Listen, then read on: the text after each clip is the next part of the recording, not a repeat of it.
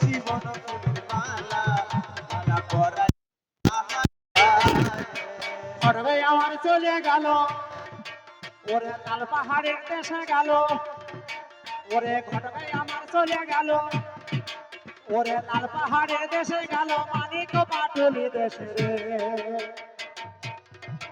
আমি গেতে জীবন ফুলের মালা পরাই তাহার ঘর গেতে জীবন ফুলের মালা হ্যালো কলে শালক আমার বিনা সুতার মালা গেতে বসে আছো বাবা ওমা বীর ফুল ফুটলে না ফুটলে তো কাউরের বিয়ে হয় না বীর ফুল ফুটতে হবে তবে বিয়ে হবে সে বয়স যতই হোক না কেন ওরে জয়বন জুয়ারে পরে দেখে যাওয়া মারে মধুমাকা হাতে ফুল ফুটেছে গো মধুমাকা হাতে ফুল ফুটেছে যৌবন জুয়ারে দেখে যাওয়ারে যৌবন জুয়ারে দেখে যাওয়ারে মধুমাখা দুটি ফুল ফুটেছে যৌবন জুয়ারে দেখে যাওয়ারে যৌবন জুয়ারে দেখে যাওয়ারে মধুমাখা দুটি ফুল ফুটেছে মধুমাখা দুটি ফুল ফুটেছে আনকালে বিয়ে দেওয়া হয়ে গেল না মেয়ে দেখতে গিয়ে দিন ধার্য হলো 25শে বৈশাখ বৃহস্পতিবার আপনাদের সবার নিমন্ত্রণ হ্যাঁ হেনকালে চম্পকবাসী এসে ঘটক আমার রাজার কাছে বললো হেনকালে বিয়ে চলে গেল বিয়ে চলে এসে আমার ঘরের ভিতরে যখন গেল গিয়ে এদিকে কোটিশ্বর আমার মৃত্যু হয়ে এসে বলছে ওগো ওগো ওগো চন্দ্রধর জানো আমার বয়স হয়েছে আমি আর চলতে পারছি না আমি আর চলতে পারছি না এই রাজ্যের ভার আমি রাখতে পারবো না যতাই পণ্ডিত আগাই মাঝি যা ছিল চম্পকবাসী সবার সম্মুখে আমার ওই চন্দ্রধরকে রাজ সিংহাসন বসিয়ে রাজ মোটক মাথায় দিয়ে দিল সেই জায়গায় নাম হলো আমার রাজা চন্দ্রধর এইদিকে সানকার কাছে বলছে মাঝি পিতার আছে 13 ডিঙ্গা আমার একটা ডিঙ্গা নিয়ে 14 দরিঙে বাণিজ্যে গেল বাণিজ্যে ফলাফল হলো না দৈব মানে দিল সেখানে কি করলো দৈব মানে দেওয়ার পরে মা বলে রাক্ষস ঢুকেছে হেমতাল মহাজ্ঞান মন্ত্র নিয়ে আমি বাড়ি ফিরে আসছি এদিকে দিকে ওই সনকা আমার ওই ঝালোমালোর বাড়ি থেকে ওই মনসাকে এনে পূজা করছে ধর্মঘাটে নেমে আমি বললাম দাসী গো আমার সনকা কোথায় বলে ঠাকুর রাজন তোমার সনকা ঠাকুর ঘরে পূজা করছে কার পূজা বলে মা পদ্মাবতীর পূজা আমি গিয়েছি বিদেশে আমি ভোলানাথের ভক্ত তাহলে পদ্মাবতীকে চিনি না তাহলে আমি ওই হেমতালখানা নিয়ে মা মা বলে যেমন ওই মনসা মন্দিরে প্রণাম করতে গেলাম দেখলাম ঘর আমার কোন ঘর আমাদের এই যে মানব দেহ এই ঘর এটাই মন্দির এটাই রথ এটাই রথের সারথি আছে অনাদিরাদি গোবিন্দ সে যা করাচ্ছে সে যা বলাচ্ছে তাই আমরা বলছি তাহলে এই ঘর থেকে কে যেন ছায়ার উপরে বেরিয়ে গেল তাহলে ছায়া এই প্রাণটা যদি বেরিয়ে যায় তাহলে কেউ কি এই মানব দেহে রাখবে কেউ রাখবে শ্মশানে নিয়ে চলে যাবে বলে মারা গিয়েছে তাহলে তদ্রূপ চন্দ্রধর এসে দেখে ওই ঘটের ভিতর যে দেবী ছিল যে আত্মা কেন ছিল সেটা নেই তাহলে এ ঘর শূন্য ঘর এ রাজ্যে রাখলে অমঙ্গল হবে আড়াই কমে মাটি কেটে গন্ধকি নদীর জলে বিসর্জন দিয়ে আসলাম এসে আমার সনকা মনসা পূজা করেছে বলে তাকে মাথা মুড়িয়ে ঘোল ঢেলে সারা গ্রাম ঘুরিয়ে ঘরে তুলে নিল এসে দেখি ও মা আমি ছিলাম বাণিজ্যে আমি বিয়ে করে বাণিজ্যে চলে গেলাম এসে দেখি আমার ছোট ছোট ছেলে ঘুরে বেড়াচ্ছে জয়ধর যাত্রাধর দুর্গাধর নীলাম্বর গদাধর ছোট ছেলে দেখি ঘুরে বেড়াচ্ছে এবার ছোট ছেলে যখন আমার আছে ও মা দেখেছেন আমি আছি বিদেশে আমার সনক একটা মেয়ে ও মা মনসাও একটা মেয়ে মেয়ে এখন সন্তান হয়ে গেল আমি বাড়ি নেই তাহলে মেয়ে যদি সন্তান হয় আপনাদের কিন্তু বিয়ে করা লাগবে না লাগবে আমি আগেই বলেছি অনুমানে বর্তমানে চোখে আঙুল দিয়ে দেখিয়ে দেব তাহলে ও জন্ম দিল সনকার গর্ভে ছটা ছেলে বলে তোমার পূজা খেয়ে আমি সন্তুষ্ট হলাম তোমার স্বামী গিয়েছে বিদেশে তোমাকে আমি ছটা ছেলের বর দিলাম তুমি ছটা সন্তানের জননী হও তাহলে আমি আছি বিদেশে, আমার লাগবে না। তাহলে 6টা ছেলে যখন আছে আমার তাহলে বিয়ে দিতে হবে। 6 দেশে 6টা ছেলের বিয়ে দিলাম, 6টা নামের বৌমা নিয়ে এলাম। তারাবতী, কলাবতী, মন্দাদরী, লীলাবতী, পার্বতী, 6টা বৌমা এনে আমি 6টা ছেলের বিয়ে দিয়ে আমি বললাম যাক, তাহলে এই জায়গায় আমি মনসা পূজা করবো না। ও মা, মনসা পূজা কেউ করবেন না, কেউ করবেন না। এই যে চম্পকবাসী যত আছে, এই ধুবা গ্রামের ভক্তবৃন্দ, মা মনসার ভক্ত, আমি সবাই থেকে এই পা থেকে মাথা পর্যন্ত লোহার জামা গড়িয়ে দেব, কিন্তু মনসা পূজা কেউ করবেন না।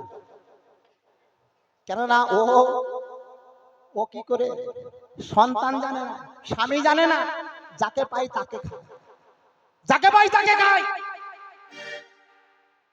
বিচার করে দেখবে, ও এমন একটা জাত, ও জাতির পূজা দেওয়া যাবে না। দেখেছেন ওদের মাথা ভরা সিঁদুর, ও যে দিদি নেতা তারও কিন্তু স্বামী নেই।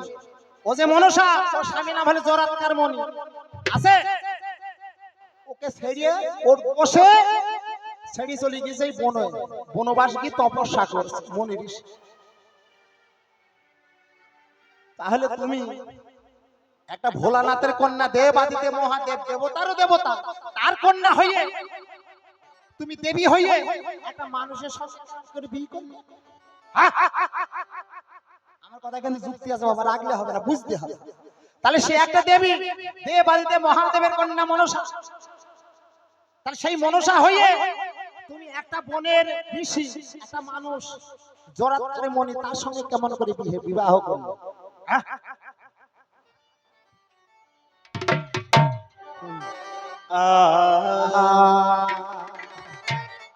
দেখ হাতের ক্যালি আছে দেখেছিস, এটা বাজনার ক্যালি আছে দেখেছিস।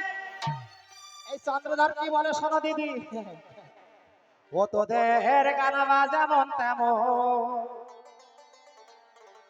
ও তোদের বাজনা তো হয় না,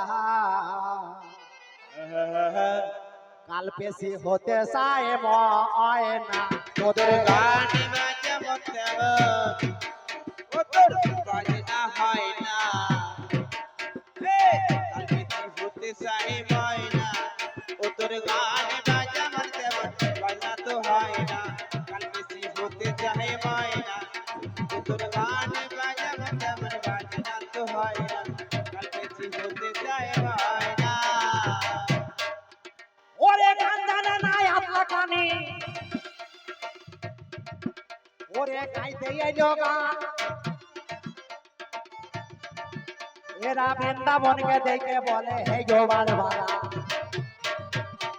বড় লোকের মেয়ে এরা পায়খানা চেনে না, ওরে পাতলা পায়খানা দেখে বলে পিওর দুধের ছানা, ওদের গায়ে মানে না আপনি মরণ।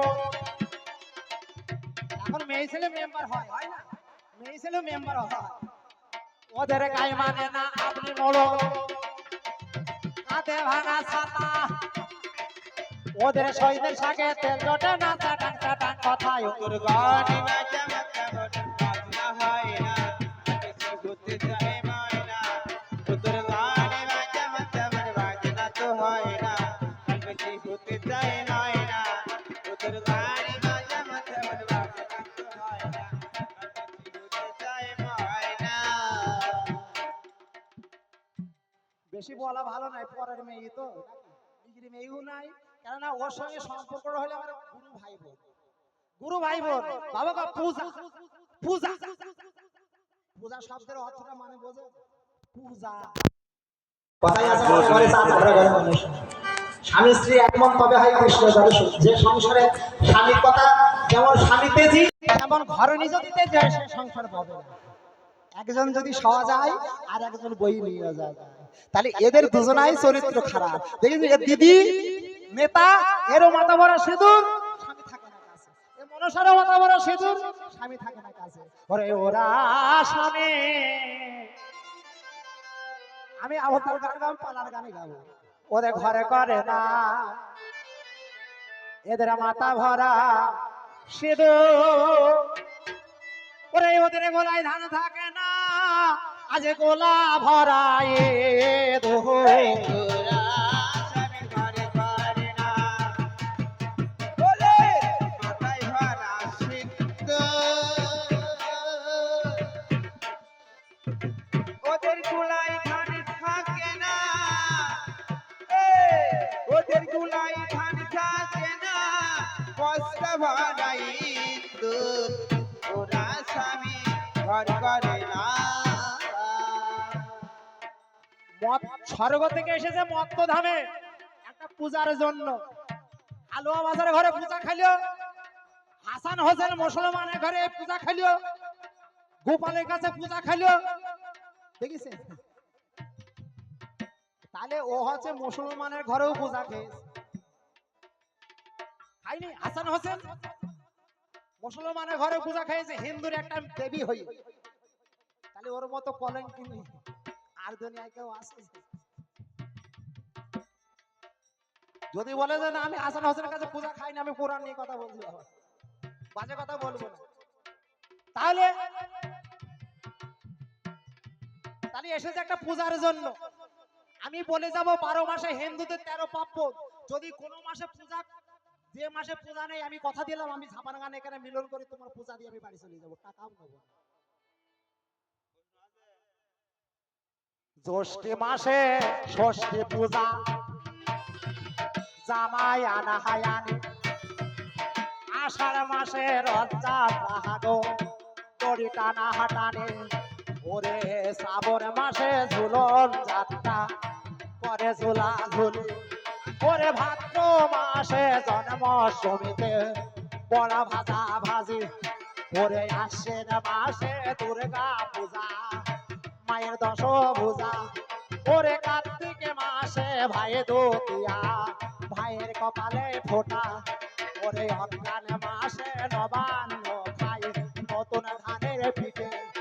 ওরে পৌষ মাসে ঘরে ঘরে খাইব, গুড় দিয়ে খাই পিঠে। ওরে মাঘ মাসে শিপন চমি, ছেলের হাতে করি। ওরে ফাল্গুন মাসে দোলপুর মাই, আবির সরাসরি। ওরে চৈত্র মাসে সন্ন্যাসীরা গাজনে দেয় সারা। ওরে বৈশাখ মাসে নতুন বিস্তই, মাঠে গিয়ে ছাড়া রে। ওরা সবে ঘর করে না, ওদের মাথায় ভরা সিদ্ধ। ওদের গুলাই ধান থাকে না, ওরে বস্তা ভরাই দুধ। ওরা আছে নাকি বাবা? জ্যৈষ্ঠী মাসে ষষ্ঠ পূজা, জামাই আমানে আনি। আষাঢ় মাসে রথযাত্রা, দড়ি টানা টানি। শ্রাবণ মাসে ঝুলন যাত্রা, রাধা কৃষ্ণ করে ঝুলাঝুলি। ভাদ্র মাসে জন্মাষ্টমী, বড় ভাজে ভাজি। আশ্বিন মাসে দুর্গা পূজা, মায়ের দশ ভুজা। কার্তিক মাসে ভাই দুতিয়া, ভাইয়ের কপালে ফোঁটা। অজ্ঞান মাসে